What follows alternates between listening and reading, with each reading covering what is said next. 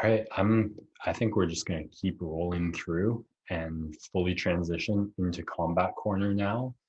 Really upsetting main event made where the UFC puts on its fastest interim belt ever in terms of when the last time that the belt was fought for versus when the interim was awarded. And they do so with a heavyweight champion who would have been available to fight just 4 weeks after the interim belt was scheduled to fight for, which completely goes against the spirit of interim belts, which are meant to be in lieu of when the champion can't fight. The champion could fight.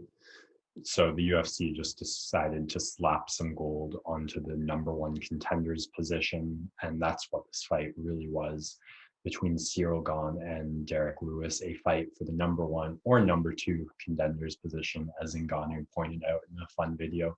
Stipe kind of has that number one contenders position until he retires or gets beaten. I'm sure he's going to fight for gold again. But having said all that preamble, there was a fight between Cyril Gane, Derek Lewis. Cyril Gane has made it through thus far to the top of the heavyweight division by absolutely outclassing everyone he's fought with.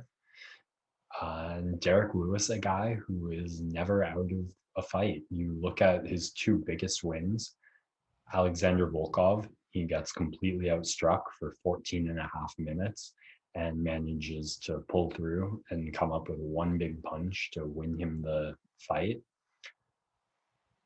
Curtis Blades, a wrestler who, once he takes you down, that round is kind of over at a loss. Lewis decides to just throw nothing and finds the knockout halfway through the second round after getting outstruck by a wrestler.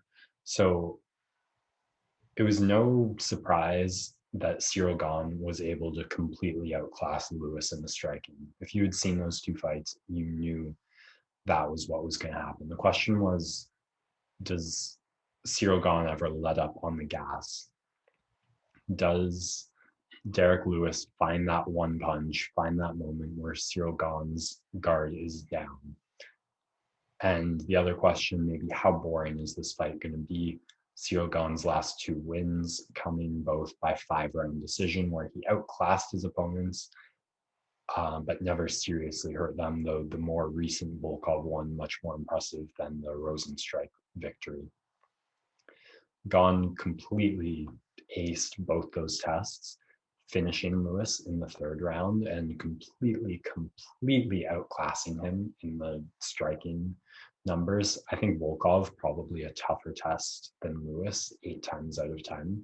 So if he did as well as he did against Volkov, not a shock that he did so well against Lewis. It was just a question of what happens when that one big punch comes. Can Gane keep his composure, especially as he looks for the finish, which the most impressive part of the fight, probably. He had to get a little more reckless, get a little more into the danger zone to find that finish, applying the pressure, and he was able to do so. Lewis swinging wildly at him, but nothing landing significantly.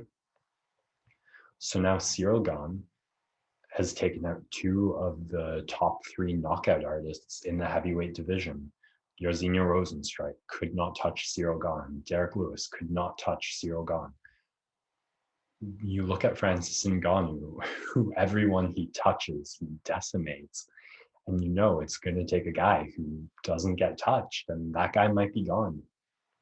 As I said at the start of this, Stipe Miocic absolutely deserves his trilogy fight with Ngannou. One more shot at the gold, and he's not done until he says he's done or someone convincingly beats him again.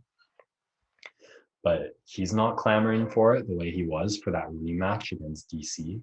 I'm sure when he is, he'll be ready. And in the meantime, this Gane versus Ngannou fight for the heavyweight belt is going to be amazing. I'm so excited for it. The vicious knockout artist who's tempered himself, found his patience, and maximized his one-punch knockout ability as a prolific technical striker versus the guy who's torn through every striker in the UFC heavyweight division without so much as a bruise, really. Gane, it's an amazing matchup, and it's obviously going to be the next one booked with Gane getting the interim belt. Again, really just glorified number one contender. This is who fights for the belt next. But in at least a bright spot out of this kind of slap in the face to Ngannou comes in a lot of hype in his next matchup. And I cannot wait for that fight. Whoever wins it is going to be riding an incredible high.